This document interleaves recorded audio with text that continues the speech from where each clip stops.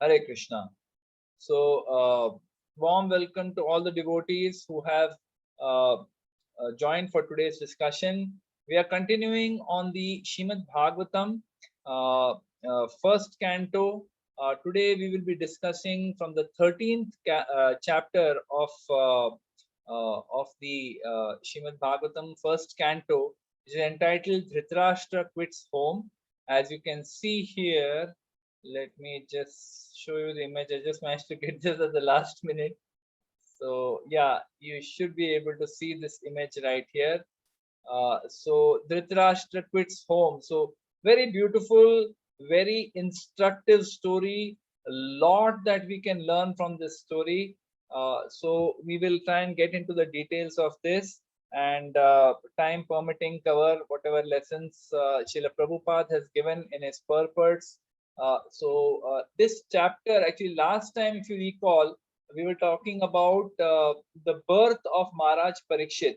That Maharaj Parikshit, how he was born, and how he was saved in the womb of his mother by the Supreme Lord Krishna in the form of Paramatma, who came in the form Narayan, four-handed Narayan form, where he saw the four-handed form Narayan with his mace circling his body and destroying the Brahmastra which Ashwatthama had sent towards him.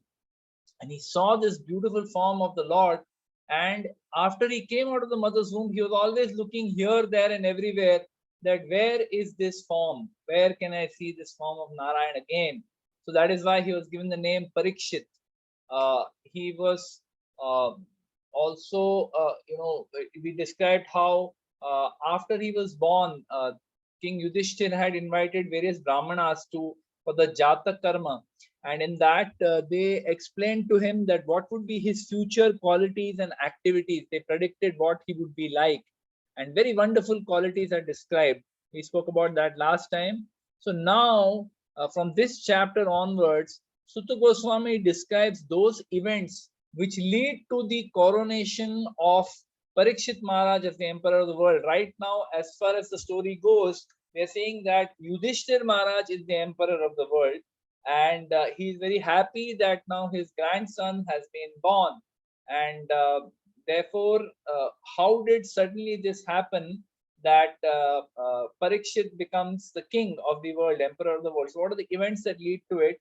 So Krishna, the Supreme Lord Krishna, we already described that he went to Dwarka, and then after that, after some time, he actually leaves this material world and goes back to Golok Vrindavan, his eternal residence. He goes back. So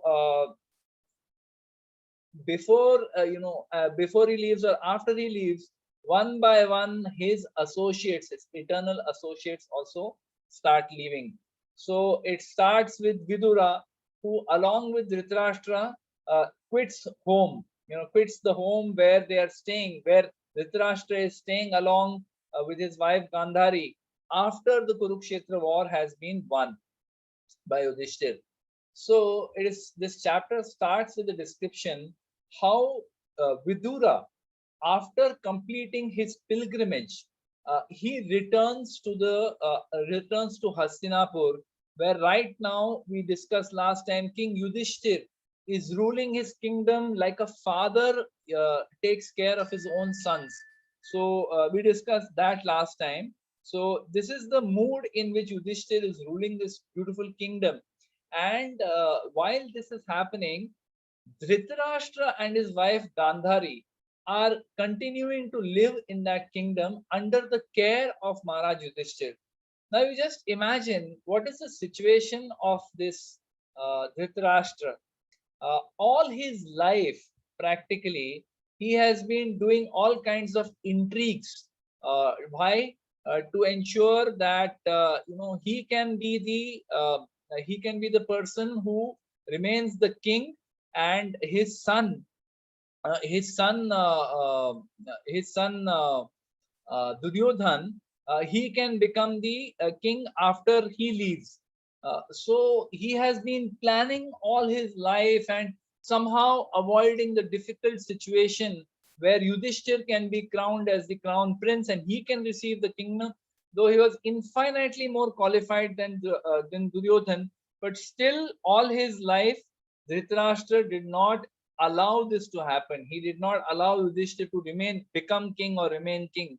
So now after doing this, after plotting, after being part of plots to kill him, this Lakshagraha plot, he was aware of what Duryodhan was doing. He allowed it to happen.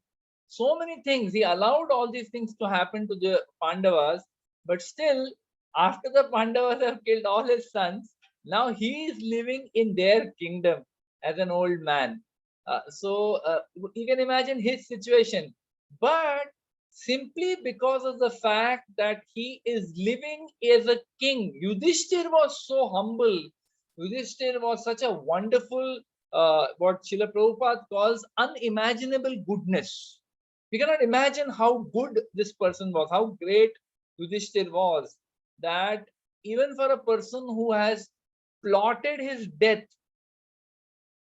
even for that person who tried to kill Bhima after the war was over, also he tried to embrace Bhima and kill him.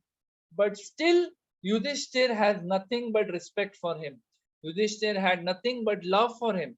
What a wonderful soul Yudhishthir is. So he is living there, and Yudhishthir is giving him all respect. So it is described in the Mahabharata that Yudhishthir, because he was such a great king, many people would come to his palace. Many people would come to his royal assembly. They would offer respects to Yudhishthir, and because Yudhishthir had placed Dhritarashtra, on the throne next to him, Dhritarashtra would also receive that respect. He would also receive that worship, and he would accept it. He would feel, yeah, I deserve it. So a very unfortunate situation that he should have actually felt ashamed that I was a person who cast aside these people. I made their life miserable. I sent them to a forest for 12 years where they suffered like anything. They had to really go through so much difficulty. Uh, Instead, he is living very comfortably in that home, and he is enjoying the facilities that are provided by Yudhishthir. So this is the situation. So we see that Vidura, he has gone on a pilgrimage and he returns to Hastinapur. So now there's a backstory to this also. So what happens is, it is described that before the war happened, just before the war happened, there was a particular incident which is described in the third canto of the Srimad Bhagavatam, where Vidura says something to Dhritarashtra about his son Duryodhan in front of Duryodhan. So Vidura was not known to be a person who minces his words. He would speak what is the truth without hesitation. These are actually the Lakshana of a Brahmana. Though he was born as the son of a Shudra woman, but still he had the characteristics of a Brahmana right from his birth. He was extremely learned, he was extremely wise, he was very humble, he had all the qualities of a Brahmana. So he was telling the truth, and Duryodhan was so upset by this. He told Vidura, you just get out of this palace right now. We are supporting you, we are feeding you, and you are supporting those Pandavas. Just get out of this palace right now with taking only your breath with you. Nothing. You will not take anything. Just get out. So Vidura leaves. He doesn't even look back. He just leaves. And he then goes on a pilgrimage to all different places. And there, during his pilgrimage, he gets the news that Lord Krishna that he gets the news that all the Yadus, they have left this world, and Krishna has also left this world. And he's very devastated when he hears this. He's a pure devotee. But he hears this news that Krishna has left his head, devastated. So then he meets Uddhava. He meets Uddhava, who is a personal associate of Lord Krishna from many years, and he's been living with him in Mathura, in Dwarka. And Uddhava, actually, Krishna instructs Uddhava. That forms one full canto, actually, almost practically 11th canto. Entire 11th canto is good part of it is about the Uddhav Gita, where Krishna speaks to Uddhava, like Krishna spoke to Arjuna, which is called the Bhagavad Gita. Similarly, what he speaks to Uddhava, which is a little bit more detailed, and it is completely focused on pure devotional service since it appears in the Srimad Bhagavatam. That is called the Uddhav Gita. So Uddhava instructs, he meets Uddhava, and Uddhava instructs Vidura for some time, but then he says, actually, why don't you go and meet Maitreya? When Krishna spoke to me, Maitreya was also present, and Maitreya is a senior, he's a sage. So you should hear from him. So this is the humility of Uddhava. He felt that I am not qualified to instruct you. You are elder than me and you are greater than me. So please go and take instructions from Maitreya. So he meets Maitreya. He learns the science of Krishna consciousness, which is described in detail in the third and fourth canto of Srimad Bhagavatam. So after hearing all these transcendental instructions from Maitreya Muni, Vidura actually, he was anyway a pure devotee. He's completely self-realized. He's completely self-realized. So he comes back. He comes back after this pilgrimage. He comes back to Hastinapur. So one can understand that the duration. So after he left Hastinapur, after being insulted, he went on this pilgrimage, and after he met Maitreya also, he went to various holy places, and then finally he comes back to Hastinapur. So it is described that 35 years had passed. Right, in the Mahabharata, the description is given that after the war was over, the Yudhishthir and the five Pandavas, they ruled over Hastinapur, ruled over the world for 35 years. 35 years have passed, and after such a long time, Vidura returns home. Now one can imagine what is the pleasure that they feel, the Pandavas, Dhritarashtra, it's his brother, his younger brother, Vidura is his younger brother, then all the other Kurus who are there, when they see Vidura, when they get news he's returning, and when they see him, they are so ecstatic. So the Bhagavatam describes it was as though they regained their consciousness. It was as though they were dead bodies in the absence of such a great soul who had instructed them, who had protected the Pandavas all through. So they regained their consciousness after seeing him. And Yudhishthir Maharaj, he knew the value of this Vidura. He always knew Vidura as a wise person. He's a great devotee. He has knowledge of all scriptures. He is always going to do the right thing. He knew this always. But now, after going back, it is described that Vidura, when he came back after this long pilgrimage and 35 years have passed, his body was emaciated. His body was emaciated. It became very thin and weak. But his face was effulgent. He was shining spiritually.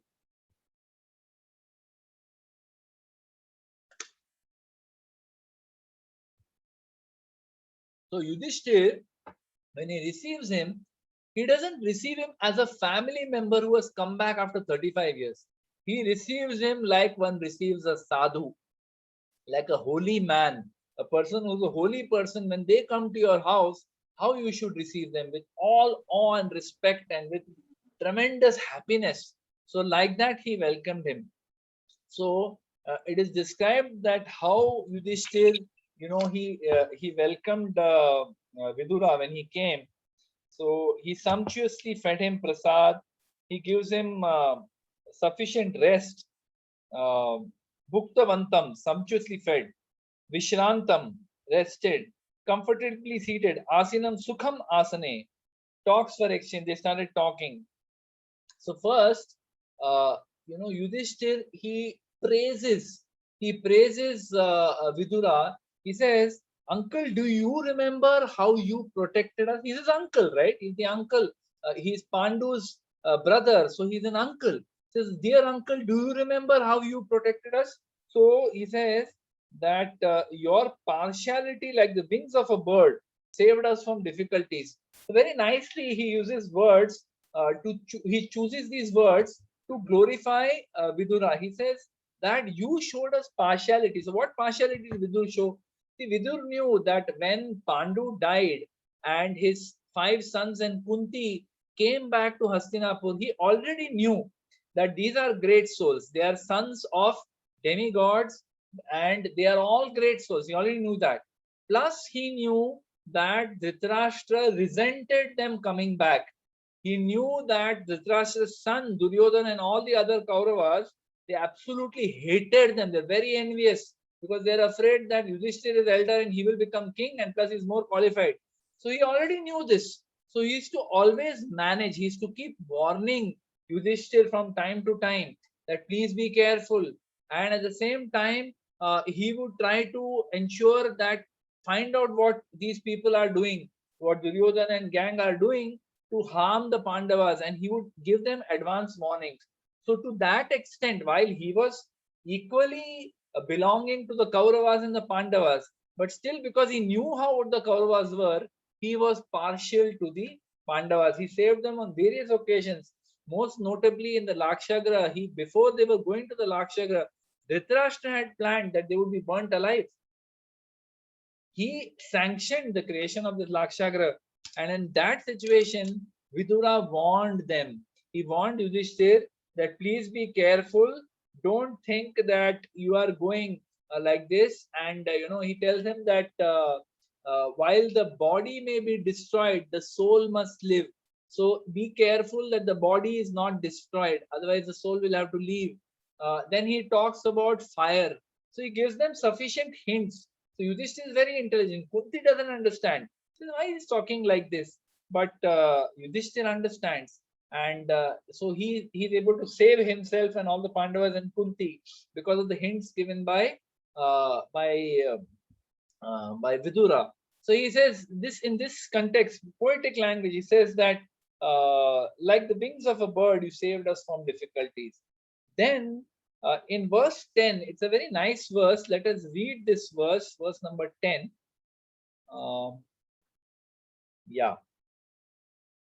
Before that, he asks, while traveling on the surface of the earth, how did you maintain your livelihood? At which holy places and pilgrimage sites did you render service? So when you meet a pure devotee, you ask him about what devotional service did you do, right? So he asks him like that. So in text 10, it's a very nice verse. He said, Bhavad Vida Bhagavata Tirtha Bhuta Swayam Vibho Tirthi Kurvanti Tirthani Swanta Sena Gadabrita. He says, my Lord, devotees like your good self are verily holy places personified. Because you carry the personality of Godhead within your heart, you turn all places into places of pilgrimage. So this is a very famous verse which is spoken by Yudhishthira Maharaj glorifying Vidur. He says that devotees like your good self are verily holy places personified. So we say, I think Narottam Das Thakur sings that he says, Darshane Pavitra Karo Ei Tomar Gun. Before that, he says, Gangara Parasa Hoile. Rimana Prabhu, can you help me on this one? Are you there? Gangara Parasa Hoile Paschate Pavan Darshane Pavitra Kare Ei Tumar Gun. I don't remember the exact wordings of that bhajan, but it says that one can purify oneself by taking bath in a holy place. But for that, you have to go to the holy place. You have to go all the way from Mumbai, take a flight, to UP, and there go to the Ganges and take a dip there. And all this trouble one has to go through. But darshana pavitra karo ei tumar gun. Just by seeing you, one is purified. Why? Because of this, what Yudhishthira is saying, that devotees like yourself are verily holy places personified. Because you carry the personality of Godhead in your heart, therefore you turn all places into places of pilgrimage. Otherwise, one has to go to places of pilgrimage. But if you meet a pure devotee, just by their association, because they carry Krishna in their heart. We all carry Krishna in our heart, but we have not realized it. But a pure devotee realizes the Supreme Lord resides in one's heart. He sees the Supreme Lord in everyone's heart. Pandita Samadarshina. that is Vidya Vinay Sampanne Brahmane Gavi Hastini Suni Cheva Swapa Kecha Pandita Samadarshina. A Pandita, a great learned soul, is able to see the Supreme Lord in everyone's heart. In the heart of a learned Brahmana, in the heart of a dog eater, in the heart of an elephant. He's able to see a Supreme Lord everywhere. And because he has that realization, because he is able to carry Krishna within his heart, therefore wherever he goes, Krishna is present, and because Krishna is present, that place becomes place of pilgrimage. So very beautiful verse glorifying the pure devotee Vidura. So he asks him various questions. He asks him about Dwarka. He asks him about his travels. How did you maintain yourself? He asks him that you must have visited Dwarka. So Dwarka Vasis are always serving the Lord. Are they all living happily? So Vidura, it is described over here that Vidura he answers all the questions. He gives, so Mahabharata doesn't give so much details and not a Srimad Bhagavatam, but it is described that Vidura explains in detail. वो कहाँ कहाँ गए थे, what are all the places he visited, what are all the devotees he met, what did he hear from them. He explains everything in detail, but he does not share with them that, well, the Supreme Lord Krishna and all the Yadus have disappeared from this planet. So Srila Prabhupada explains that why is it that he does not share this details with them? Why he does not tell them that Krishna has left? So he explains that Vidura is a pure devotee, and he knows how much pain he went through when he got the news that Krishna has left this planet. For a pure devotee who knows that Krishna has left, it's too painful. When another devotee leaves, we feel so much pain. So what to speak of the Supreme Personality of Godhead? If you come to know that he has left, how much pain you will feel. So he has gone through that pain himself. He doesn't want to be the bearer of bad news. He doesn't want to be the one who puts the Pandavas into distress. They are also pure devotees. He doesn't want them to go to distress because of him. So he doesn't tell them anything. So Prabhupada says that if one refuses to disseminate bad news, if one refuses to give bad news, someone is asking you, "Ajay, इनका क्या हुआ?" You don't say anything. You just keep quiet. Though you know, आपको पता है कि ऐसा ऐसा हुआ है, but आप कुछ कहते नहीं हो. So if one does not give bad news, does that mean that it will spread anyway? Of course it will. So he says, Gurujan Prabhu says, miraculously it will. Actually, there's nothing miraculous about it, because bad news spreads faster than good news. Right? We see that every day. Every newspaper that you open talks only bad news, and therefore bad news spreads very fast. Immediately you will come to know that so and so hospital refused patients because of lack of oxygen. So and so hospital mein cheating is happening. Oxygen is being sold at a premium. So and so hospital mein medicines are not available. Doctors protested in this hospital. Bad news travels very fast. So you don't take the trouble. There are some people who take great pleasure in this, of giving bad news. कि मैं बताता हूँ, पता है क्या हुआ? Do you know what happened? उसने क्या किया? You know what that person said about this person? अरे बाबा, I don't want to know. I don't want to know, and you also don't tell. Don't tell, because there is no value in blaspheming other people. There's no value in criticizing others. If we just spend our energy in blaspheming and criticizing each other or others, please understand, we will not receive pure Krishna consciousness. We are simply wasting our time. So let us not do that. Let us not waste our time in trying to criticize others. Very important lesson to be learned from this point. So he did not give bad news. He did not he did not want to hurt the Pandavas, but still bad news travels, and anyway they will come to know. He knows that, but he says, "मैं नहीं बताऊंगा." So now, after he came and he met them, he decided to stay on for some time. He stayed in the palace of Maharaj Yudhishthir, in the kingdom of Maharaj Yudhishthir. He stayed for some time. Now, one may question that why did he stay? He could have just met them, met his brother, met his nephews, met all the Kurus, and he could have left. He was already, as I said, he was already self-realized. He had already come to the platform of Brahma Bhuta Prasannatma na Shochati na Kankshati. He was already, Brahman realized he was already a pure devotee of the Supreme Personality of Godhead. He was self-realized. There was no need for him to reside in a palace, in a kingdom for more than a day. But still, he stayed. So why did he stay? Because it is described he stayed there simply to preach to his brother Dhritarashtra, just for the deliverance of Dhritarashtra. Vidura, actually, there was no need for him to even meet anybody in Hastinapur because he was living in places of pilgrimage. He was quite happy. He didn't need to come back to Hastinapur. He didn't feel the need to meet his brother or feel the need to meet his nephews or see how they are very happily now ruling Hastinapur. No, he didn't feel the need for that, but he felt compassion. He felt compassion for his brother Dhritarashtra, who, as I said in the beginning, who was enjoying like anything. 35 years have passed after his sons were slaughtered in the battle of Kurukshetra.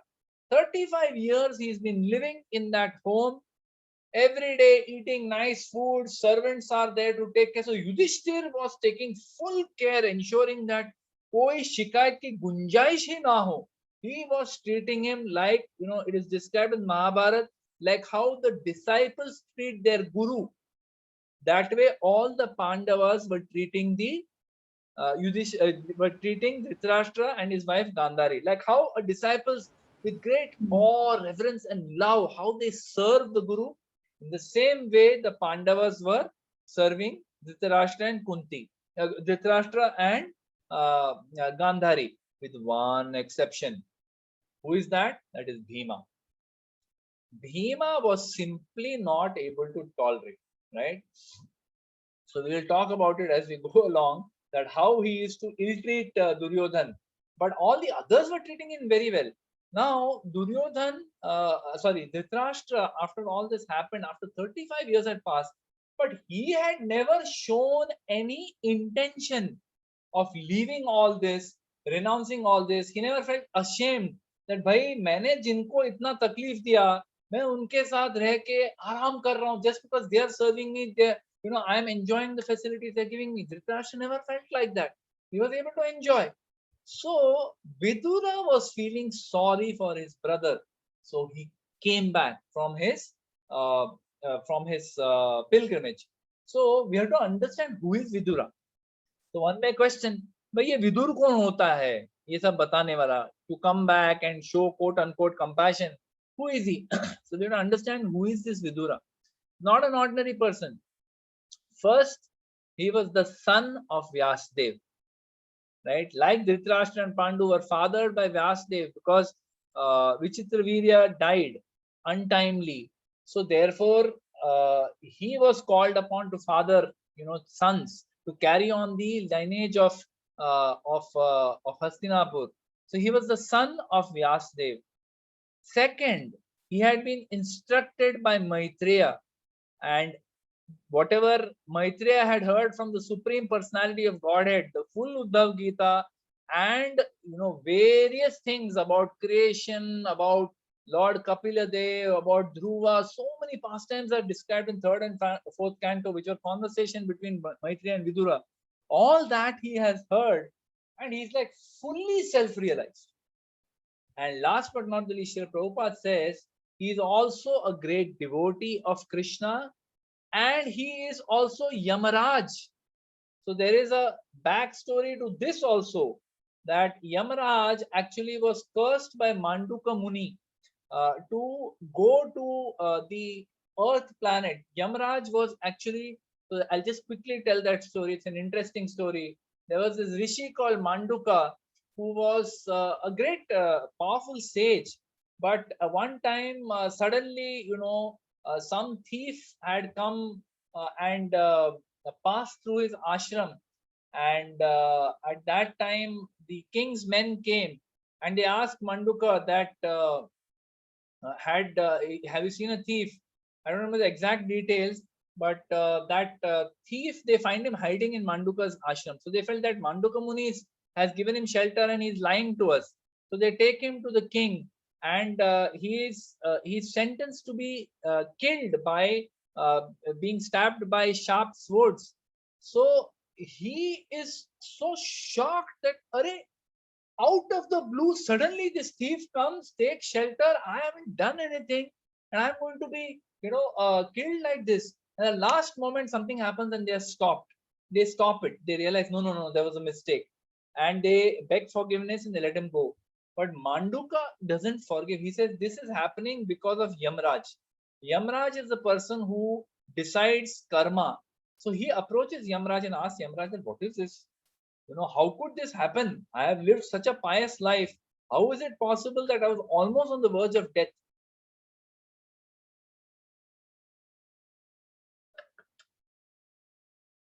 So at that time, Yamraj, he explains to Mother. Yamraj knows everything, past, present, and future. He is one of the Mahajans, one of the 12 Mahajans. So Yamraj explains to Mandaka Muni that when you were a small boy, what you had done was you had taken a sharp straw or something, sharp blade of grass, and you had seen some ants. So you were stabbing those ants with your straw, and you were hurting them and killing them with that straw. Because you did that, that's why, as a sinful reaction to that activity, you had to go through this fearful experience. Manduk Muni is very offended. He says, Arey, what nonsense? How is this possible? He says, I was a child at that time. I didn't know what is right and what is wrong. So as a child, what I have done for that, such a big punishment. He says, I curse you. I curse you that you will be born as a, because you have behaved this way. You're not showing any qualities of a Brahmana. You don't understand scripture. You don't understand karma. Therefore, you be born as a Shudra in the, on the earth planet.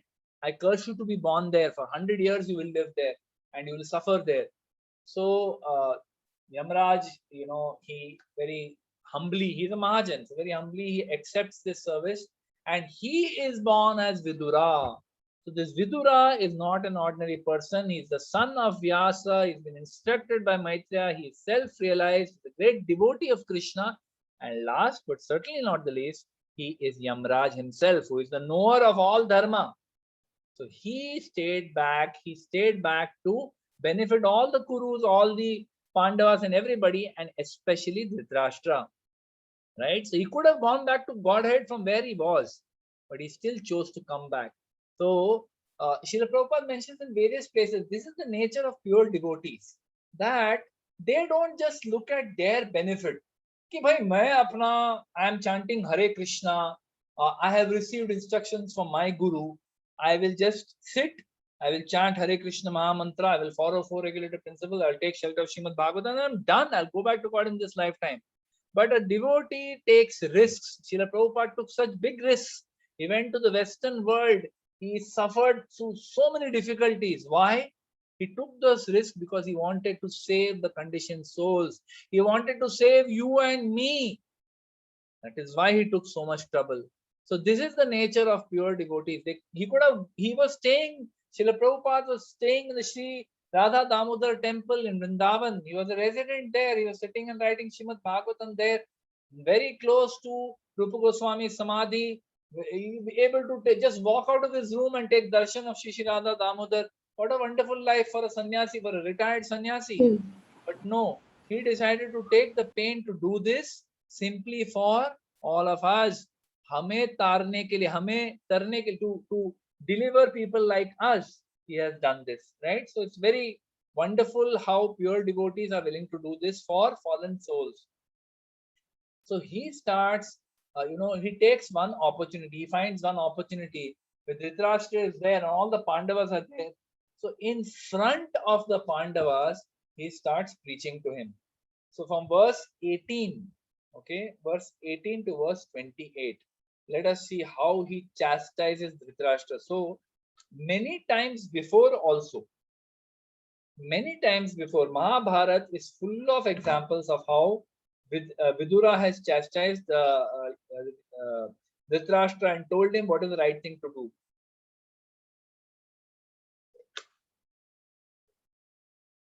So Dhritarashtra tells him many times in the Mahabharata, then Vidura, your words are so hard hitting. What you are saying is 100% correct. I agree with you, but I am not able to follow. He says, what to do? Destiny is very strong. I am also bound by the affection to my son. Your words are very bitter, but they're true. I understand. I must do it, but I can't do it. Right? So many times he has chastised Dhritarashtra, but this time he just goes ballistic. Very heavy words Vidura uses to chastise. First of all, he refers to him as my dear Rajan. He calls him a king.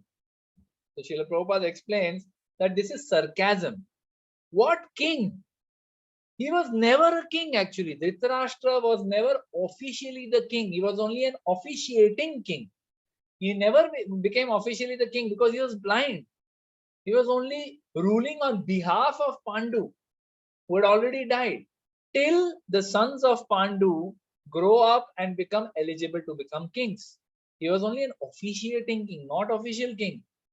But now, after Pandu died, his sons died, everyone died, 35 years have passed where Yudhishthir is the emperor of the world. But still, Vidura refers to him as, hey, Rajan. So this is sarcasm. So Pele, sharp words, uses like arrows, to cut the illusion that Dhritarashtra is in. He says, please get out of here immediately.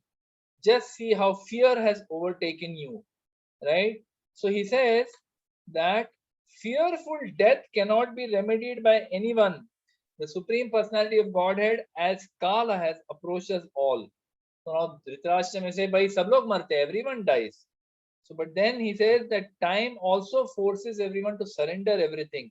Your wealth, your honor, your children, your land, your home, and even your life.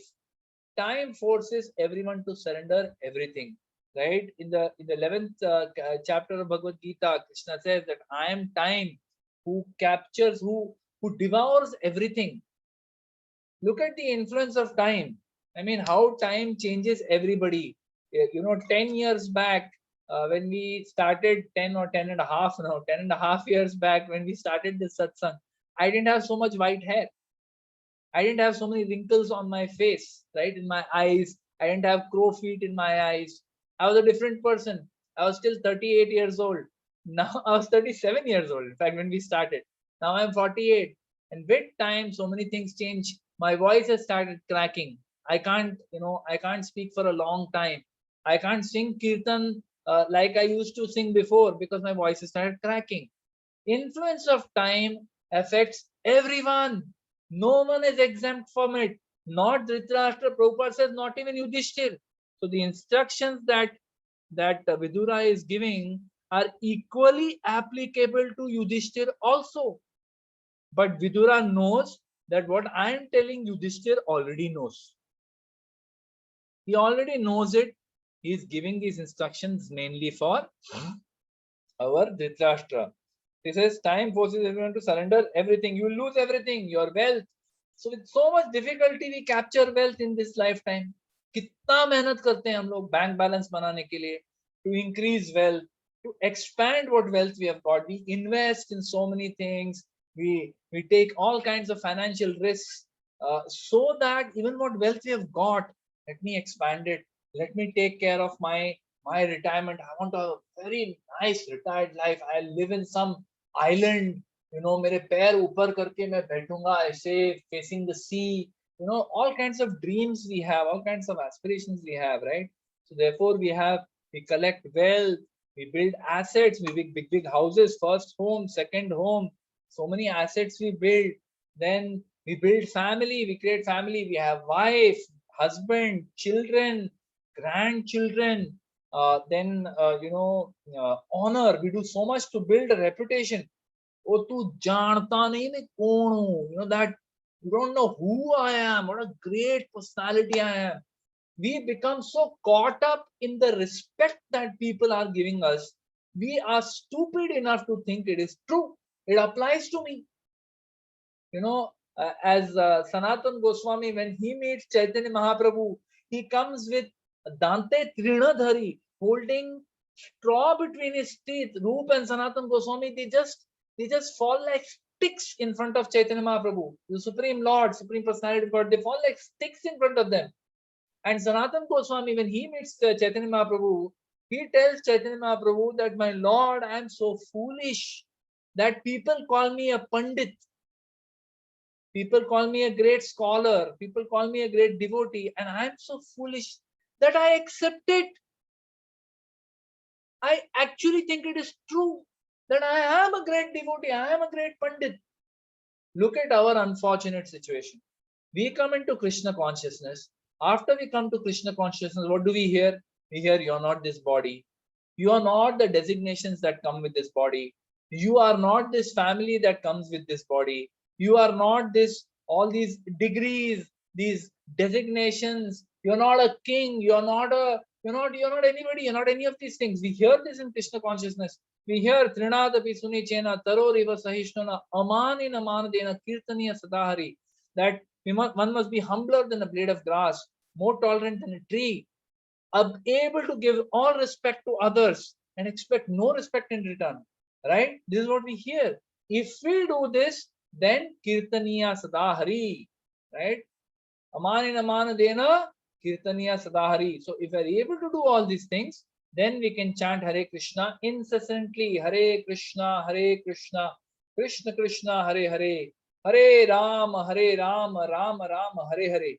So, despite hearing all this, still we aspire, we cling to respect, we cling to our designations, we cling to our the adoration, profit, and distinction that we are getting, from other Vaishnavas, other devotees. They see us and they're so respectful. The moment they see us, they say, Vancha kalpataru vescha. They pay obeisances to us like that.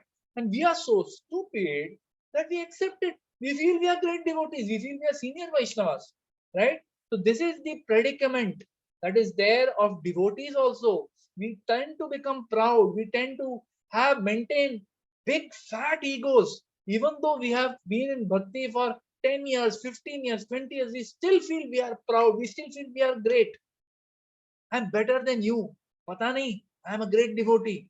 We become proud. So you have to be so careful. Right? So he calls him Rajan. Right? And he says that, don't be proud of this. Don't be proud of your honor. It will be taken away by time. Children, land, home, even your own life. Right? So in 7 verses, Vidura teaches renunciation to Dhritarashtra. Now these 7 verses, verse number 21 to 27, are very heavy. मतलब वो ऐसा थप्पड़ जैसा लगेगा हम लोग को, but let us go through quickly. First of all, he tells him all your relatives have died. मतलब आपके जो रिश्तेदार हैं, your father, your brother, your well-wishers, your sons are all dead. So what is the hint? You are also going to die next. You're next. Your body is now overtaken by invalidity and you're living in the home of another person. ये तुम्हारे घर में नहीं रह रहे हो, किसी और के घर में रह रहे हो. You have lost this kingdom. So many people before you have died, you are next. He's not saying it, but it's like hinted, it is like implied. So many people have died, you're next. But Dhritarashtra may feel that, nay, I may not die. So Vidura says, no, you are already having symptoms of old age. Text 22 says, you are blind from birth. So look at the words he uses. Chosen, chun chun ke, ऐसा बोलते हैं ना, chun chun ke. Chun chun ke words use करते हैं Vidur. Very heavy. But he wants to ensure कि ये बार निशाना पे लग जाए. Arrow should hit the mark and he should give up all this rubbish that he's doing. So he tells him, you are anyway blind from birth. Now your hearing is also impaired. You are deaf. He says your memory is shortened. Your teeth are loose and you're coughing mucus. मतलब अभी मृत्यु शैया पे आप लेटने ही वाले हो. All the symptoms are already there. Very heavy. Then he says, despite this, alas, he says, death is all around you. All the symptoms of old age are there and you're about to, your body is giving you signs you're going to die, but you are continuing to enjoy. He says, alas, how powerful are the hopes of the living beings to continue his life. मतलब आपको सारे लक्षण हैं कि आप मरने वाले हो, आप ऐसे घर में रह रहे हो, we'll come to that, I'll not talk about it, but you know, you're living someone else's house, but still your desire to live is not going, you still want to live long. You still have a desire to live many more years and enjoy like you're enjoying right now in the kingdom of Yudhishthir. Shame on you. So he's using very heavy words. He says, you are living like a household dog of Bhima. So specifically, why Bhima? Why does Vidura mention household dog of Bhima? So in the Mahabharata, it is explained, as I said, I will come to this. So now I'll talk about it. In the Mahabharata, it is explained that all the Pandavas, Yudhishthir, Arjuna, Sahadev, Nakula, Kunti, Satyaki, all the people there in that kingdom, they all respected and served Dhritarashtra, as I said, like disciples serve a guru, but not Bhima. Bhima was not able to forgive Dhritarashtra for all the things that he had done, and that what all the things that Drona had done. Even after the war was over, we know the story that he had called the Yudhishthir, and all of them were coming to meet Dhritarashtra for the first time. So Krishna had warned Yudhishthir, please be aware, Bhima has killed all his 100 sons with his bare hands, not bare hands, with his mace. So he will want to kill Bhima. So please make a metallic, metallic, what do you call, mannequin of Bhima. And when he calls to meet Bhima, you push that mannequin ahead. So they did that, and Dhritarashtra said, "Oh Bhima, come." He first embraced Yudhishthir with real love. He really loved Yudhishthir. He was just too attached to his son Duryodhan. Therefore, he was not able to, see what is right, do what is right. So he embraced Yudhishthir, and he says, "Come, my dear Bhima, I want to embrace you also." So at that time, they push forward that statue of Bhima, which is the same size. So Dhritarashtra embraces, oh my Bhima, he embraces, and he, of course, Dhritarashtra is a very powerful person. He has tremendous power, the strength of 10,000 elephants. He takes that metallic pratima and he crushes it. He crushes it to powder. And after crushing it, he starts crying. He starts crying. He says, oh, what have I done? What have I done? He feels sorry also. He is angry and he wants to kill Bhima. But he feels sorry also. He feels he has killed Bhima. And then Krishna tells, no, don't worry. He is alive. He is very much there. So he has actually, Bhima ke samne he has tried to kill Bhima. And therefore, Bhima is not forgiven. Yudhishthira has forgiven everything, forgotten everything. But Bhima doesn't forgive him. So what happens is Bhima, he tries in every way to insult and humiliate and hurt Dhritarashtra. What he does, he sometimes goes in front of Dhritarashtra and he says, see these powerful arms, do you see the muscles on these arms? With these very arms, I killed the sons. These all 100 Kaurava sons, I killed all of them with these very arms because they came within my reach. Sabko mara maine, inhi haathon se unko mara hai. Right? So, Katu Shabd he is using. Then he tells the servants who are serving Dhritarashtra that no, you don't serve. Unhone jo manga hai unko mat do. So all kinds of difficulties. Then it is described that he would throw chapatis, at Dhritarashtra. He would throw in his plate. Two reasons. One, he wanted to insult him. Like one throws chapatis when a dog comes, one throws, like that he would throw to insult him. At the same time, to keep safe distance because he knows that Dhritarashtra can't tolerate. So Dhritarashtra, now imagine what is his condition. He's being insulted like this daily by Bhima. But still, the comfort that he was getting in that palace, the comfort, the sweet words of Yudhishthir and all the other Pandavas, he did not even tell Yudhishthir that Bhima is doing this for two reasons. One, because He felt that no, Yudhishthir might feel bad. And second, it would mean that he would have to leave from there. He did not, right? So he refers to Bhima, because just so that insult, already he's told him, Rajan, he told him, you're going to die, your body is already dying. But then he uses this very strong words, you're living like a household dog of Bhima. Bhima is throwing these rotis at you and you're shamelessly eating. Don't you feel ashamed? So very powerful words. He says there is no need to live this kind of a degraded life and subsist on the charity of those whom you tried to kill and insult. He is reminding him that in vyaktiyon ke saath aap reh rahe ho, with people whom you are living with, these are the people whom you tried to kill. These are the people whom you insulted. He reminds him of what you did with Draupadi. You allowed her to be insulted. You allowed the Pandavas to be humiliated by everything was taken away from them by a cheating game of dice. Yes, sir, all this happened under your watch. You allowed it to happen. And now you are living this degraded life in their home only. Very heavy words.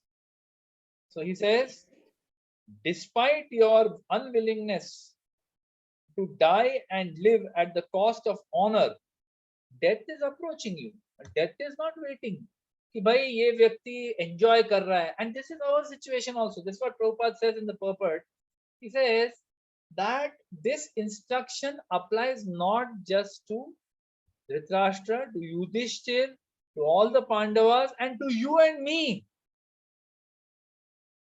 Despite our enjoyment, हम लोग मजे कर रहे हैं life में, but death is creeping up on us in the form of time. Slowly but surely, our body cells are dying. Slowly but surely, our memory is fading. Our eyesight is fading. Our sense of smell, our sense of taste is vanishing. Our hearing is reducing. With influence of time, one by one, these circuits will start malfunctioning. Like we see, if you've got a nice computer or a nice laptop or a mobile phone, 2-3 साल के बाद वो काम करना बंद कर देता है. Things start deteriorating. So he's saying same thing is happening with you. You may be unwilling to die. You are living at the cost of honor. Honor gaya tel lena. I don't care. I just want to enjoy. He says, even though you are living like this, death is approaching you.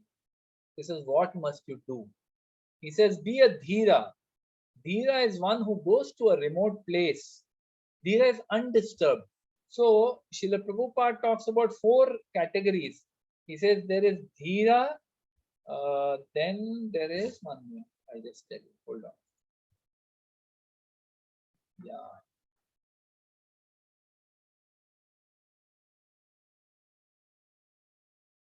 Just a moment.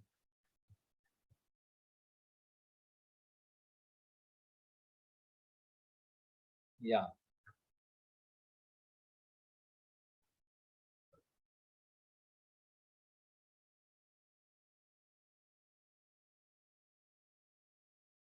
Yeah. So in the purports of 25 to 28, Prabhupada differentiates between a Kripana, a Dhira, a Sannyasi, and a Narottam. Narottam, right? So a Kripana is a miserly person. So one who has a very valuable asset in form of human body, but does not utilize it like a miser. That is Kripana. A Dhira, rather he uses his life to only pursue the temporary. He doesn't use it for spiritual advancement. What is a Dhira? A Dhira is one who is undisturbed even the presence of something disturbing. A Dhira is able to renounce family relationships for spiritual advancement and is able to reach the next stage, a sannyasi. Sannyasi may be of 2 kinds. He says one type of sannyasi have renounced family life and accepted renounced order out of frustration with material life. And the second type of sannyasi are those who are called Narottam. So Narottam are first class human beings who are sincere, pure devotees practiced in depending fully on the Supreme Lord Krishna. So he says, you can't see, you are a Kripana currently. You are a miser who is not using this wonderful opportunity. You are living in a great soul's house, but you're just enjoying me foolishly, even at this advanced age where your body is falling apart. You're still enjoying over here. He says, instead of being Kripana, you can't become a Narottam. You can't become like, a pure devotee of the Lord. At least you become a Dhira to start with. So he says, Dhira means what? One who goes to a remote place and freed from all obligations, quits his material body when it has become useless. Material body is going to become useless. There's no doubt.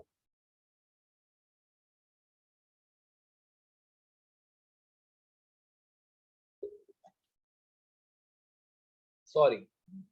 Material body is certainly going to become useless with the influence of time. It is saying that you realize that now. Why you want to wait till the body becomes completely useless and then you die? क्या फायदा उसका? Abhi samjho, the body is going to become useless very soon.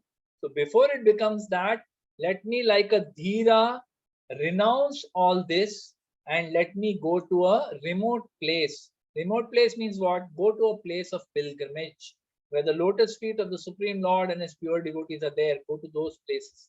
So it tells him, you go there. And what is Narottam?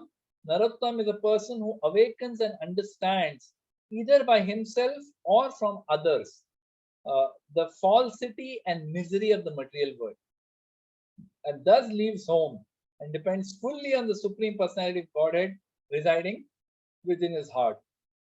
So Narottam is one who either on his or her own or by hearing from other self-realized devotees leaves everything and completely dedicates their life in the shelter of the Supreme Personality of Godhead and the service of the Supreme Personality of Godhead and his devotees. Now, in the modern age of Kali Yuga, it is very difficult for someone to leave the home and go to forest. There is no forest. There are very few forests, right, remaining, and they are being destroyed at the, I heard somewhere, at the rate of some 15 football fields. The size of one football field, you have seen how big is a football field. 15 football fields per minute. At that pace, the forests are being deforested. They're being denuded. They're being cut. Why? For our selfish enjoyment, for our sense gratification, for our comfort. We don't care. Human beings are the worst thing in Kali Yuga that have happened to this planet. Horrible, right? So anyway, so in Kali Yuga, we can't go to a forest. So what can we do? We'll discuss, right? We'll discuss that in the end, that what is it that we can practically do as devotees. So Vidura, he speaks all these Katu Shabda in front of Yudhishthir. So in the Mahabharata, it is described that Dhritarashtra, after hearing these heavy words, now finally the words hit home. He finally realizes that yes, I have been living like a dog here shamelessly. I'm at the end of my life. Instead of perfecting my life, I'm still trying to enjoy sense gratification here. I must leave. He doesn't say anything. He just quietly bows his head and he leaves that assembly. And Vidura goes with him and Gandhari and takes them to their quarters. And after taking to their quarters, Vidura speaks privately to them. He says, now you please leave for the north. Don't wait here. You leave for the north, go to the Himalayas without letting your relatives know. For soon that time will come when everything will diminish. The good qualities of men will diminish. What is that time? Kali Yuga. Kali Yuga is about to start. Vidura knows Lord Krishna has already left. It means Kali Yuga has already started. He says, Baba, abhi jo chal raha hai, acha chal raha hai, just leave. Don't wait now. Right? So he tells him like this. So then after this, what happens is Dhritarashtra, he felt his attachment, what attachment he had for sense gratification and what fear he had for death. It gave way to detachment. He made up his mind to leave for the forest. Now he knew that if I tell Yudhishthir that I am going as an ascetic to the wild, Yudhishthir would never allow. So when Vidura was telling all this in front of Yudhishthir, he did not reply. He realized my departure would have to be secret. He just folded his palms, bowed to his brother, and called for his servants. He went to his chamber. After that, Vidura spoke to him alone, and they arranged for a day when they would leave for the forest together. Vidura also wanted to end his days while practicing this kind of asceticism, while practicing devotional service. He didn't want to stay. He also wanted to avoid any scenes, some major drama happening. No, no, no, no, you cannot leave, grief and difficult farewells. He did not want all these farewells. He didn't want Dhritarashtra to also, maybe a little bit he may again become attached. Okay, few more days I will stay. Yudhishthir might, Yudhishthir is also very intelligent. He might convince him, no, no, dear father, you please stay for some more time. So he did not want all this. And even Dhritarashtra didn't want, right? So therefore, they decided to leave secretly on the next full moon night, right? So they didn't say anything to Vidura, Dhritarashtra, and Gandhari. They decided to leave on the next full moon night whenever it came. So now, in the meantime, what happened is Dhritarashtra had given instructions to Yudhishthir that you please, don't disturb me now. I only want Sanjaya with me and one or two very intimate servants. Other than that, nobody come to meet me. So Yudhishthir says, okay, no problem. You have your privacy. And he never goes to meet him. But then the day of the Shrad of his sons, that day comes near. So now Yudhishthir is thinking, yeah, all these days I didn't disturb him, but now Shrad is there today, so he will be needed. So I think better I go and talk to him. So he goes to the palace, and when he goes to the palace, he sees that Sanjaya is sitting there, looking very dejected, looking very upset, very morose. So moment he sees this is very intelligent. So immediately he becomes anxious.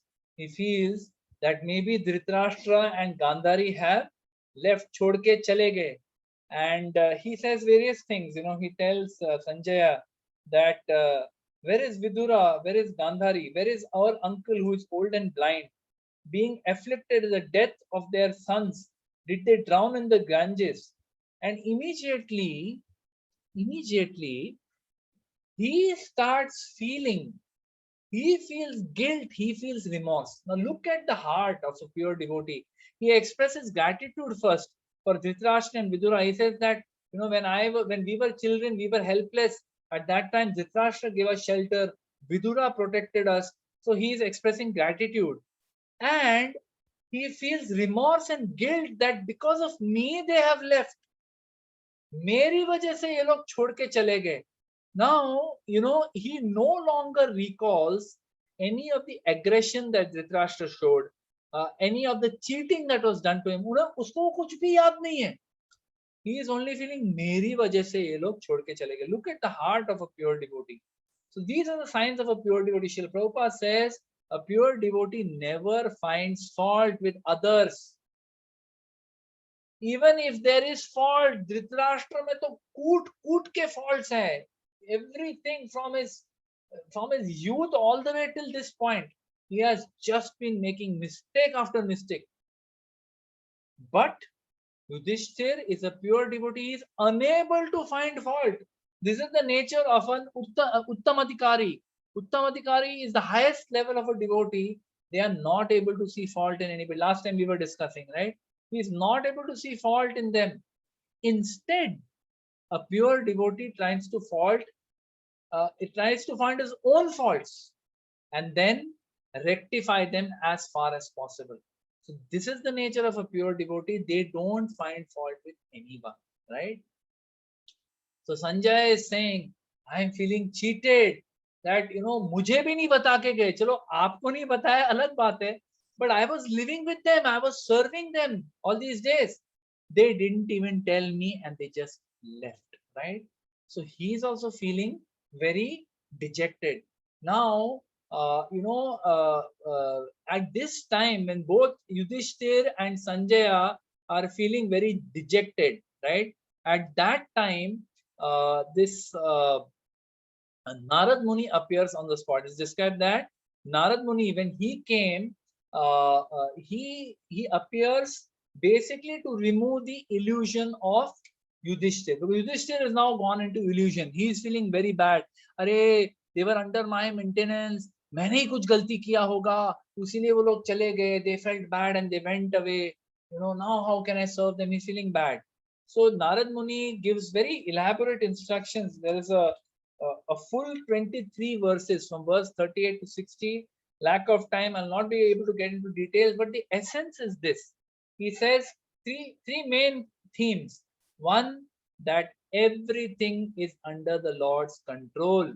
He gives two analogies. It's like a cow is bound by a rope, or like a player. The player sets up and disperses playthings, which he's playing. Same with the Supreme Lord is also controlling everything. Nothing is under your control, Yudhishthir. So don't feel that you are the maintainer of Dhritarashtra. It is the Supreme Personality of Godhead, Krishna, who is the maintainer. So Bhuijan Prabhu, he comments here, Prabhupada comments over here. He says, much illusion may exist, I'm quoting, much illusion may exist in a relationship where one person depends upon another. There's a lot of illusion in there. Both the dependent and the one on whom he is depending, they remain in illusion. They remain unconscious that actually Krishna is the controller. The one who is dependent feels he is maintaining me, she is maintaining me. And the ones who are maintaining, so-called, they feel I am the maintainer, I am maintaining. Both are in illusion. Both are wrong. Actually, there is only one maintainer, only one. That is the Supreme Personality of Godhead, Krishna. He is the, there's a particular word, I forget now, Bhrita, something they say, Bhrita, something. He is the maintainer. He is the controller. So understand that you are nothing. You may feel that I am maintaining my family, na Baba. I am maintaining so many devotees. I am the maintainer of this entire congregation. You're stupid if you think like that. Completely stupid. You are not anything. Who are you? Gopi Bhartur Pada Kamalayor Das Dasanudas, your servant of servant of servant. You have to be very grateful that you're servant of servant of servant. You're nobody.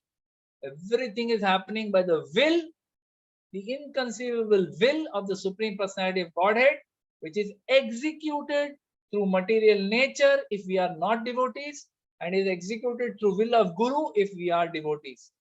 Very clear. We are nobody. Insignificant. But being insignificant, what is Narad Muni saying? Third instruction. First, he said that Supreme Lord is controller. Second, everything under Lord's control. Second, you are in illusion if you think you are the maintainer, where the Lord is the maintainer, he is the controller. And third, very important instruction he gives them. He says, don't become distracted. Don't become distracted that, oh, why he went away, ye kya hua, main maintain nahi kar paya kya, ye wo, kuch nahi. Don't become distracted. Simply focus on the Lord and the Lord's plan only. He says, he gives them a hint. Now, even Narada doesn't tell. Vidur has not told Krishna has left. Narada also doesn't tell. He says, wait and live till the Lord finishes the rest of his duties. Whatever now he is there. See, they know the Yudhishthir and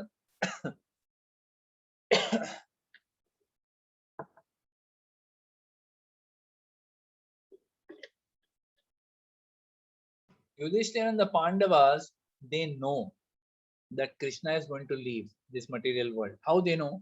Because their aunt Gandhari has cursed Krishna in front of them. Then 36 years, his whole Yadu race will be, destroyed. Already 36 years are over. They already know that it's likely to happen anytime, right? So they're already very worried. They're worried. But that's why Narad Muni is saying, Baba, tum socho mat jada. You focus on the Lord and the Lord's plan only. Meaning what? You do your service in the grand plan of the Lord. Nimitta matra bhava savyasachi. You just be an instrument in the hands of Krishna and Gurudev. Apna khud ka intelligence mat lagao. Just be satisfied. Whatever circumstances come in your life, be satisfied. See the hand of Krishna in it. Be satisfied. Just do your duty. Then after that, he tells the future activities of Dhritarashtra, that how Dhritarashtra, they went to the Himalayas, they'll go there, he engages in Ashtanga Yoga, and then ultimately he will become self-realized. Dhritarashtra will become self-realized, and he will merge, amalgamate his gross and subtle elements into Mahat Tattva, and will realize his qualitative oneness with the super soul, and thus elevate to the spiritual sky. So he says, don't try to get Dhritarashtra back. Abhi Dhritarashtra has gone to the Himalayas, usko laane ki koshish mat karo. He is now beyond the attraction of anything material. He is on the platform of Nirguna. He is on the Brahman realized stage. Then he says there's no need for a funeral also. Right? Inka antya अंत क्या बोलते हैं उसको अंत क्रिया वो भी करने का जरूरत अंत्येष्टि करने का भी जरूरत नहीं है. It's because Dhritarashtra's body would burn itself by mystic power. His body will just burn to ashes. So now Yudhishthira may ask, I'll go and bring Gandhari back. He says, don't worry about her also. Gandhari would also undergo sati rites. Right? She would also enter into the fire of her husband. She will give up her body. So then Yudhishthira may say, I'll go and bring Vidura back. So then he says, Vidura being affected with delight and grief. Dono. Right? He will leave that place for pilgrimage. So like this, he tells him that don't waste your time thinking about what will happen to Yudhishthira, what will happen to Dhritarashtra, what about Gandhari, what about Vidur, what about my mother Kunti. So it is described in Srimad Bhagavatam, it is not described. In the Mahabharata, it is described that along with Dhritarashtra and Gandhari, even Kunti left her kingdom. She left her palace. So Yudhishthira was already worried about it. He was already worried that she may also go, because after Krishna left for Dwarka, already she had become very renounced. And it is described in Mahabharata that she used to eat food once in 30 days. Can we imagine? This is how renounced. She was the exact opposite of what Dhritarashtra. Dhritarashtra was enjoying like anything. But she had become extremely austere, preparing herself to give up her body. So she also left along with both of them, right? So Mahabharata, now from all this, what do we learn? We'll just take 5 minutes more and end with this. What do we learn from this beautiful pastime? From this very heavy, hard-hitting, but very enriching pastime, right? So the Mahabharata is full of stories, incidents, where Dhritarashtra was instructed by various people. He was instructed by Vidura. He was instructed by Sanjaya. He was instructed by a rishi called Sanat Sujat Rishi, which is currently, in our daily Mahabharata WhatsApp group that just came a few days back. So this rishi also instructed him at the behest of Vidura. Then Vyasdev has instructed him, his own father and the writer of the Vedic literature. He has instructed him. Sab se suna hai, right? But he never paid heed. उन्होंने कभी उनके instructions को अपने हृदय से नहीं लिए. He didn't take it to his heart. He did not pay heed. Why? Because of his excessive attachment to his son and his false position as the king. He heard, सब सुना, except भी कि हाँ बहुत अच्छा बताया आपने प्रभु जी, very good point, आपने कितना अच्छा समझाया आज. So nicely you spoke from Gita. So nicely you spoke from Bhagavatam. He heard everything. He appreciated also. He accepted also. कि सही बोल रहे हो. Lekin because of his attachment for his son and his kingdom, he was not able to implement anything. We need to understand that we are also Dhritarashtra.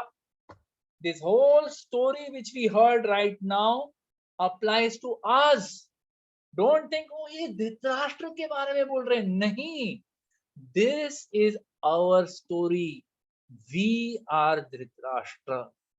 We are also Dhritarashtra. We need to, and we need to identify कि हमारा दुर्योधन कौन है. Like he was attached to Duryodhan, you identify who is your Duryodhan, whom are you attached to. And he was attached to kingdom. What is our kingship? What proprietorship, what control are we attached to? And give it up before it is snatched away by cruel time. Srila Prabhupada, he compares the instructions which Vidura gave to Dhritarashtra, this heavy, hard-hitting instructions. He compares it to what Bhakti Siddhanta Saraswati Thakur in humility. With great humility, Prabhupada is saying that like Bhakti Siddhanta Saraswati Thakur, he instructed him in the same way like Dhritarashtra was instructed by Vidura. He says that I might have been a big businessman, business magnate, he says. I might have been a big business magnate. But due to the heavy and pure instructions of Bhaktisiddhanta Saraswati Thakur, who told me to translate the Bhagavatam in English language, to take the message of Bhagavad Gita and Lord Chaitanya to the Western world in the English language. Because of his instructions, instead of becoming a businessman, I came on the path of liberation and I got engaged in devotional service. So Srila Prabhupada compares that, like how Vidura instructed Dhritarashtra, my Guru instructed me. Now the difference is Vidura had instructed Dhritarashtra many times before. Dhritarashtra had been instructed many times before, but he never changed, never applied anything in his life. Srila Prabhupada applied, because one person applied what their Guru told them. We have an ISKCON movement which transformed the lives of millions of people all over the world. So we are also that Dhritarashtra.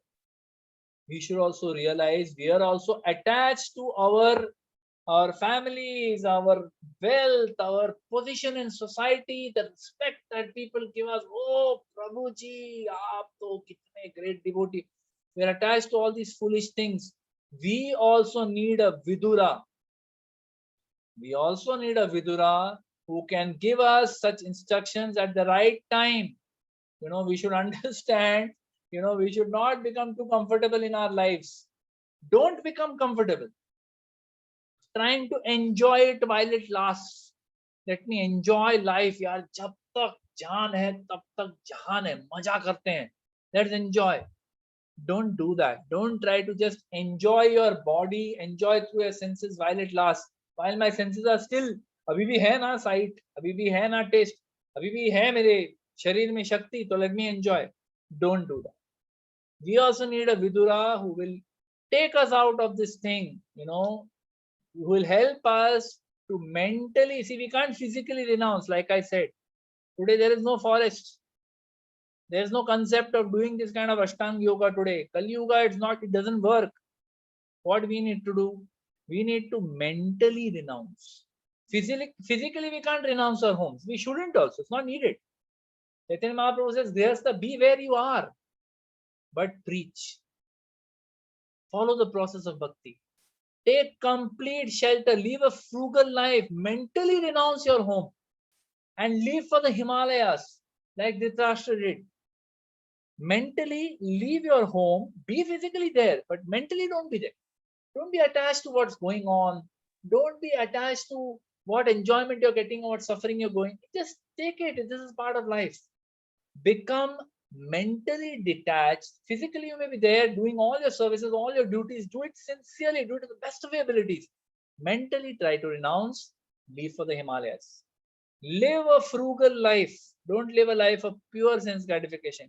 Try to live a frugal life where we can completely take shelter of the holy names. Hare Krishna, Krishna Krishna, Hare Hare, Hare Ram, Ram Ram, Hare Hare. Take holy names as your life and soul.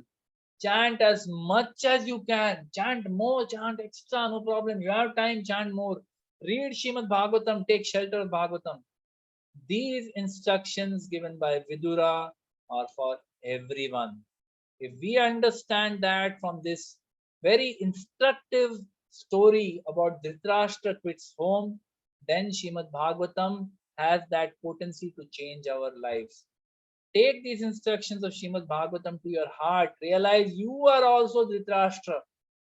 With that realization, like Dhritarashtra, mentally leave your home, take full shelter of this process of devotional life without any doubt, without any misgivings. Perfect your life and go back to Godhead in this very lifetime. Kali Yuga is getting worse. Perfect your life, go back to Godhead, and live a blissful eternal life in the shelter of the Supreme Personality of Godhead, Krishna, Golok Vrindavan. Thank you very much. Hare Krishna. Srila Prabhupada ki jai, Srila Gurudev ki jai, Nitai Gaur Premanandi, Hari Hari Bol. Hare Krishna. Sorry, I've gone a little long today. Any questions or comments, anybody? Anybody has any questions or comments? Someone had raised hand in between the program. Who was that? His name is not given, only the telephone number was seen. Okay. Anyone who wants to ask a question or give some comment can please unmute yourself and speak up. Hari Bol, Hare Krishna Prabhuji. Hare Krishna, Chetan. Hare Krishna. Yeah, very nice session. Thank you very much, Prabhuji. Just wanted to check कि Vidura came after 35 years, okay, of Yudhishthira's rule. So at that time also Dhritarashtra was there. So after his children have died, still he was there with Yudhishthira for 35 years. Yes. That is why Vidura goes back. ये बेशरम कभी छोड़ने वाला है नहीं. He has become shameless. So therefore he goes back to retrieve him, to extricate. See, क्या है ना? That's why we need guru. That's why we need devotees. Because हम लोग ना, if we get into a particular rut, a particular rhythm of our life, you know, all people, I mean, many of us who are on this call, including me, after 15, 20 years of working life, we reach a particular position in society, right? Within ISKCON, we get a particular position. We are seen as senior devotees, preachers. ये service करता है, वो service करता है, करती है. We are seen with some position. In our jobs, we reach a certain position. Our financial position becomes stable. So we become very comfortable. Very comfortable. We think this will go on forever. But like what Vidura is saying, death is creeping upon you. It's like tiptoeing to you, धीरे धीरे धीरे. And time is playing its tricks. बाल सफेद हो रहे हैं, बाल झड़ रहे हैं, दांत लूज हो रहे हैं. All the things have started happening to us. You need to realize. Like Radha Gopinath Prabhu always says, right? That suddenly someone comes to you and says, Uncle, jara ball dena na. And that uncle, fellow is saying, Uncle, he is like 25 years old. Arre kya uncle? मेरे से 20 साल ही छोटा है, right? But you feel upset. But that's the point, right? You become old. You don't realize till some devotee catches our ears, कान पकड़ के अपने को भक्ति में लेके आते हैं, सेवा में, they put us in service. Then we realize. Otherwise, it's very difficult. Just by ourselves, we remain in illusion for lifetime after year. That's what Dhritarashtra was doing, which is why Vidura, out of great compassion for his elder brother, comes back. He could have gone back to Godhead from where he was on pilgrimage, but he comes back just to retrieve him, convinces him with very heavy words, and then takes him to the path of liberation. Hare Krishna. Hare Krishna. Prabhuji, can I add a point? Yes, please, Yamuna Prabhu. Yeah, it's a very nice class, Prabhuji. To this Dhritarashtra's shamelessness, we were talking about. See, in fact, if you see very closely, the more than Dhritarashtra's shamelessness, the accommodative nature, or the very compassionate nature of Yudhishthira is more prominent. That is why Dhritarashtra could not. Of course, definitely he was having that attachment still, but he forgot. Even then, so much of devastation happened. Now nobody is there from his side, but still he could hang on because of the compassionate nature of Yudhishthira. And it's a wake-up call when Vidura came, and then he realized that, oh, I'm really shameless, right? So then I should take up this. So Yudhishthira is more glorified, really here. Very, very, Very beautiful So point. Yeah. he had kept him as a he put him on the throne only. All these 35 years. Yeah. Prabhuji, Ravi here, beautiful lecture. Yes, thank you, Prabhuji, Ravi. Hare Krishna. one point, Hare Krishna, one point, Prabhuji, you mentioned that after 35 years, Dhritarashtra leaves for the mountains, and there he practices detachment, he's detached, and then he realizes the eternal. What did he really do? I mean, that Ah, he had such a, what I should say, horrible life. He had such, so many attachments. yeah. Yet he could I don't know easily, but yet he could attain Krishna. So what did he really do? Yeah, so good question. A great observation and good question.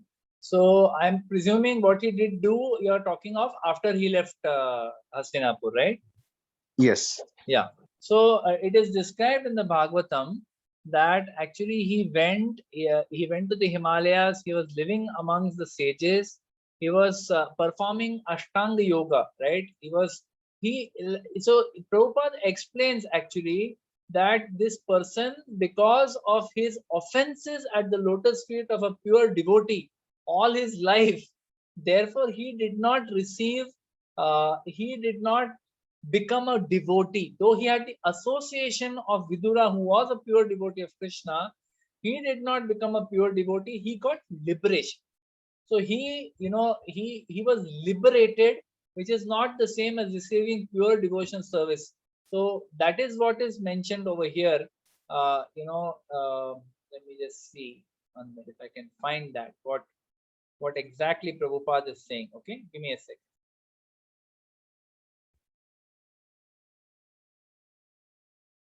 Yeah. So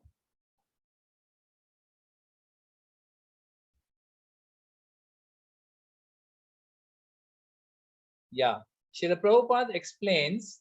Yeah, Srila Prabhupada explains Vidura's thoughts on observing his brother's marvelous departure as a liberated yogi. Of course, it was only due to Vidura that his brother attained the desirable goal of life.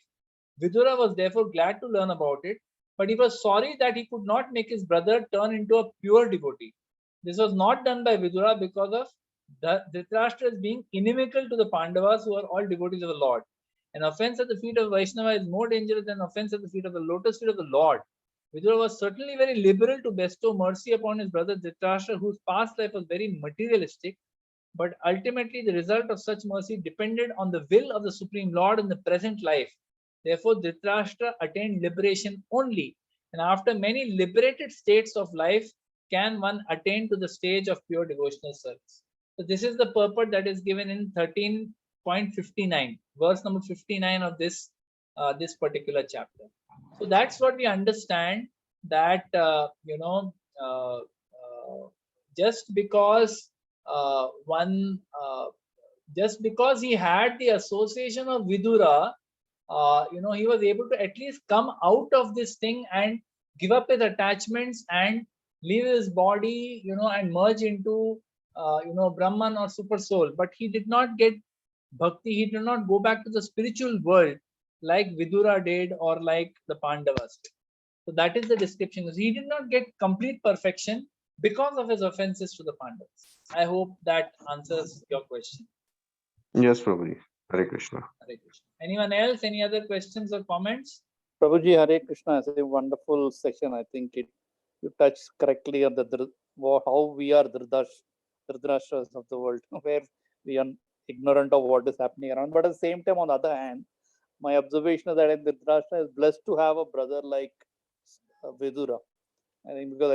Which I think maybe if we look at the other side, and also Yudhishthira, despite doing all these things, I think I remember a Tamil saying like, Inna Seidare Oruttal Avar Nana Nannayam Seidudal. Which means like if somebody does bad things to you, you should not do bad things to you, you should do good things so that they'll feel so bad about it. So I'm sure in the last 35 years, whenever he has been in the kingdom, he would have felt for every moment or day that what bad he has done. So I think maybe we do not have brothers like, to have a brother like Vidura is also a blessing, I think. Is it right? Yeah, it is a blessing to have a brother like Vidura. If you don't have a brother like Vidura, Srila Prabhupada has given us a facility where he has given us God brothers. Right? Yeah. He has given us this ISKCON movement where we have God brothers, God sisters, who are kind enough, who are merciful enough, while other people who don't know us very well, they will say, "Hey, kya devotee hai? Hare Krishna, Prabhuji, Dandavat," they may be very respectful, very loving. But God brothers and God sisters, they know where we stand. वो अपने को बोलते हैं, भाई जरा line पे आजा, मालूम है बहुत चने के झाड़ पे चढ़ गया है, come back to earth and come back in the association of devotees. So while we may not have a brother like Vidura, we have God brothers and God sisters who very mercifully tolerate our mistakes up to a point and then correct us. So that is the facility Srila Prabhupada has given us. All glories to Srila Prabhupada. We'll end here. It is already past 8:30, 8:35. Shrimad Bhagavad Mahapuran ki jai, Srila Prabhupada ki jai, Srila Gurudev ki jai, Nitai Gaur Premanandi, Hari Hari. Hari Om. Shall we have Kirtan for 5 minutes and then announcements by our Brahme Prabhu? 5 minutes we'll have Kirtan. Already some 5-6 people have dropped out, I can see. So we'll just do Kirtan for 5 minutes. Hare Krishna.